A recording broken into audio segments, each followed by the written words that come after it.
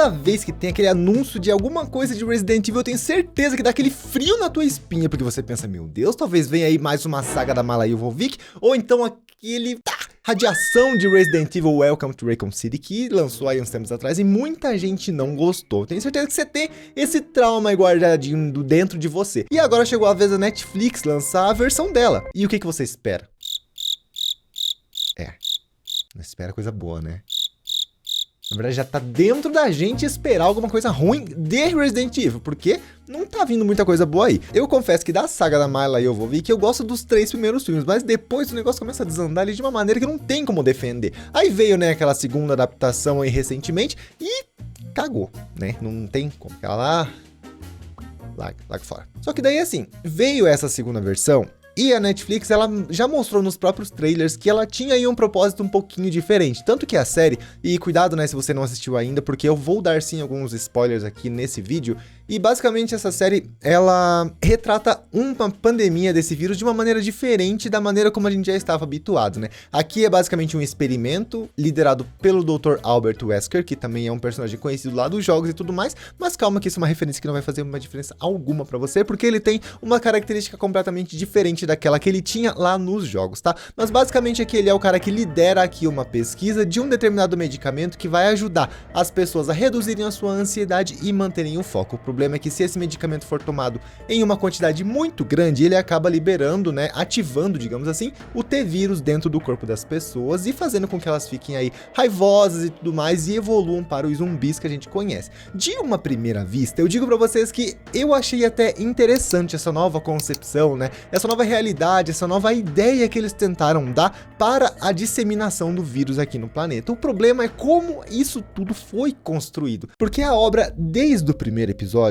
ela, ok, deixa claro essa questão do descontrole ali que aconteceu e tudo mais, porém ela não trabalha isso de uma maneira concisa. Algumas informações são um pouquinho jogadas ao longo dos episódios e eles não tentam, eles não...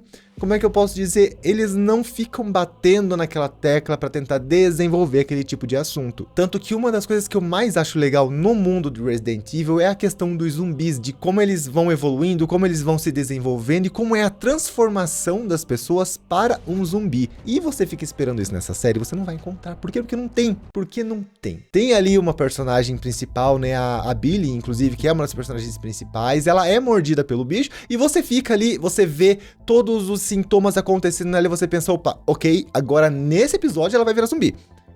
Não virou. Talvez no próximo ela vire, não vira. Mas aí chega lá no futuro, 14 anos depois de quando ela é mordida, você descobre que ela sabe que o tempo dela tá acabando. Mas como é que você sabe que o tempo dela tá acabando? Você não tem uma coisa que mensure isso. Aí você fica, quê?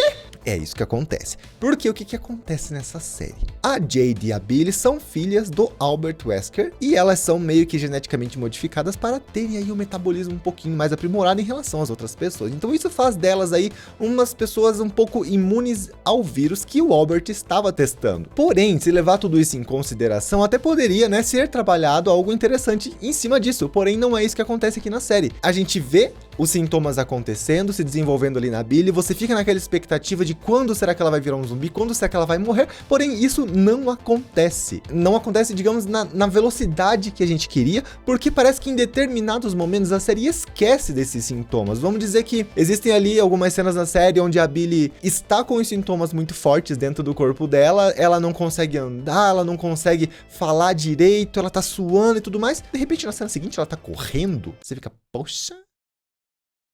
Tem algo errado aí. É isso que você sente quando você está assistindo. Então esse é um dos pontos negativos dessa série que eu posso encontrar como furos de roteiro. Porque além de ter esses furos da questão dos sintomas da Billy, né, serem meio que esquecidos de uma cena para outra, outro furo gigantesco é a questão dos próprios zumbis. Sabe aquele tipo de roteiro conveniente que faz com que as coisas aconteçam somente quando elas devem realmente acontecer? É basicamente isso que acontece e isso me irrita profundamente. Vamos dar um exemplo aí bem claro que acontece aí, se eu não me engano, no quarto episódio e também no primeiro episódio. A gente tem ali uma cena de fuga, né, da personagem Jade em relação aos zumbis que estão perseguindo ela. O problema é que, enquanto ela está correndo, os zumbis estão correndo. O problema é que quando ela cai no chão, os zumbis param de correr. E somente um vai atrás dela. Então, isso não faz muito sentido, porque o que faz os zumbis pensarem, ok, vamos correr, e de repente quando ela cair no chão, a gente vai parar, sendo que a gente estava perseguindo ela até 1 milésimo de segundo atrás. Não faz muito sentido. Então, essas coisas realmente incomodam e elas se prolongam aí ao longo da série. E falando em zumbis, eles quase não aparecem, tá? O ponto, igual eu comentei, o ponto legal de Resident Evil é a gente ver esse desenvolvimento, a gente vê esses zumbis e tudo mais, e aqui não. A série foca muito mais no drama, às vezes, familiar, no drama interpessoal ali de cada um dos personagens, que às vezes nem acabam se enquadrando muito bem na narrativa que está acontecendo em cada um dos episódios, e eles meio que deixam os zumbis de lado, né? Que é o que a gente mais quer ver. E além de deixar os zumbis de lado, eles começam a colocar informações ao todo momento, só que eles não trabalham essas informações da maneira adequada, da maneira que faça com que a gente fique imerso aqui na série como um todo, porque é tanta informação jogada. Tem ali a questão da Billy, de repente ela esquece do vírus dentro dela, de repente tem o pai dela que você descobre que ele tem clones, mas eles não trabalham a intensidade da cena nesses clones. Você de repente vê a Billy e a Jade, que é a irmã dela, brigando uma com a outra, só que é uma briga meio sem pé nem cabeça, num contexto que não deveria estar ocorrendo uma briga, porque elas estão lutando ali pela sobrevivência, e de repente elas começam a brigar. Você fica, gente, pare com isso, não é assim que acontece a coisa. E sem falar em alguns erros de continuidade, né, porque acho que no primeiro episódio, quando a Jade está se comunicando com a família dela, né, porque querendo ou não, ela sai lá numa missão e tudo mais,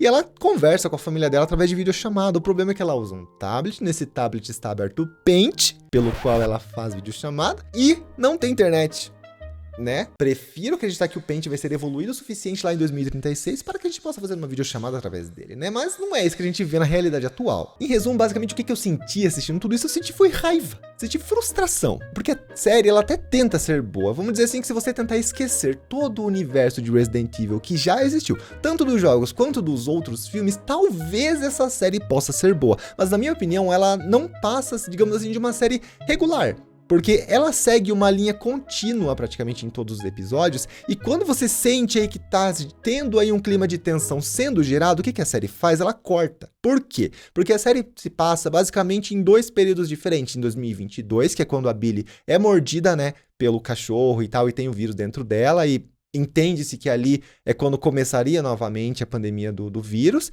e 2036, que é 14 anos depois, né, quando o mundo já está totalmente devastado por esses zumbis. O problema são esses cortes, porque quando as cenas estão sendo construídas, quando a tensão está sendo formada, o episódio corta, ele corta na hora. Eu entendo que a intenção do episódio é fazer com que a gente fique preso ali na narrativa, crie uma certa curiosidade para saber o que vai vir aqui em diante. O problema é que ele não consegue fazer isso, porque, igual eu já comentei, ele não trabalha as tensões e os momentos de uma maneira muito consistente para fazer efetivamente com que a gente sinta essa curiosidade. Claro que para os fãs mais ávidos assim de Resident Evil, ele vai trazer aí algumas referências aos jogos, mas eu digo para vocês que elas são referências tão sucintas que não vão fazer diferença alguma na obra como um todo, porque, como eu falei, elas não são trabalhadas da maneira correta. Em resumo, eu diria que a Netflix talvez ela tenha perdido uma oportunidade de consertar um erro que as outras obras vinham cometendo, que não tinham agradado os fãs, né? Então, mais uma vez, é uma série que não ouviu aquilo que os fãs estavam querendo, porque realmente essa série é completamente diferente daquilo que a gente queria. Ela não tem nada de terror, às vezes tem ali uma ação, mas dá pra dizer que ela é uma série mais focada no drama e em várias informações sendo jogadas ali ao mesmo tempo. E tudo isso que eu disse pra vocês, né, basicamente refletiu na aceitação do público como um todo. Tanto que a nota do Resident Evil lá no Rotten Tomatoes está em 53% de aprovação. Olha só que ela tá ruim. E em relação ao público, ela está com 26%. Isso é uma nota muito ruim. Mas a série só tem pontos negativos? Claro que não, gente. Ela tem pontos positivos. Eu vou falar pra vocês agora. É isso.